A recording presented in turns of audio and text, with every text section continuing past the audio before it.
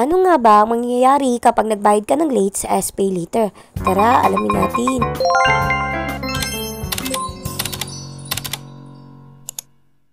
Dito makikita ninyo na yung SPayLater ko is due date na rin mismo sa araw na nagbayad ako. Pero before that, August 14 is nagte-text na sa akin yung SPayLater at nire-remind na ako na magbayad ako. Which is good kasi text lang talaga siya, wala siyang call. Unlike before na kahit mag-due date pa lang is may tumatawag na agad sa'yo. So kaya ayan, nagbayad na rin ako agad at naging okay na siya. So paano kapag lumagpas na sa due date dahil nawalan kayo ng pera, may emergency or biglang nawalan ng trabaho? So ano na mangyayari sa inyong SPayLater? So unang-una na dyan ay late payment fee. Yes po, kung natatandaan nyo sa aking old video, itong overdue na SPayLater, nagkaroon ako ng 2 days na late. November 15 yung due date ko pero nakapagbayad ako November 17 pa. Nagbayad ako ng 107.31 centavos sa loob lamang na 2 days. Yun yung late payment charge ko. So ayon kasi sa Shopee, ang penalty para sa mga late payment ay 2.5% hanggang 5% monthly. So tandaan nyo, hindi siya per day, kung hindi monthly siya. Syempre, depende yan kung magkano yung binabayaran nyo monthly. So ganito, halimbawa, binabayaran nyo sa SPayLater monthly ay worth 1,000. Tapos pagpalagay nyo na late kayo ng 10 days. Tapos halimbawa, yung late payment charge nyo is 5%. So halimbawa lang to kasi nga 2.5% hanggang 5% ang monthly charge. So kaya ipagpalagay na natin na 5%. Tapos yung 5% ng 1,000 is 50 pesos. Kaya yung babayaran nyo sa buwan na yon is 1,050 pesos. Dahil nga yung 50 pesos na 5% of 1,000 at yun yung magiging late payment charge nyo. So ito, hindi na bago. Syempre, mapafrozen yung SPayLater nyo. Hanggat may outstanding bill pa kayo, ay hindi nyo siya magagamit dahil nga ifo-frozen siya ni Shopee. Next naman is Shopee account suspension. So ito, hindi ko alam kung bagong policy nila. Nakareceive ako ng message sa Shopee na need ko na nga daw bayaran yung SPayLater ko para ang account ko ay hindi ma-suspended. Hindi ko sure kung Shopee account to or yung mismong SPayLater lang. Pero ayon sa research ko sa Shopee is mismong Shopee account talaga. Tapos marirestrict pa yung Shopee voucher nyo. Kaya hindi nyo talaga magagamit mismo si Shopee or yung SPayLater mismo. So lastly ay magiging recorded siya. Yes po, i-record mismo ni Shopee ang late payment nyo at pwede itong maka-affect sa SPayLater nyo in the future at ng S-loan. So ito kagaya sa akin, yung SPayLater ko is nagka-late payment nga ako. Kaya hanggang ngayon is nahihirapan ako siyang gamitin ulit. O kaya kayo kung hanggat maaari is huwag kayo magpa-late payment kasi pwede rin talaga maapektuhan yung S-loan nyo kung meron na kayong S-loan. So sana may natutunan kayo sa video na ito kaya thank you for watching. Yun lang.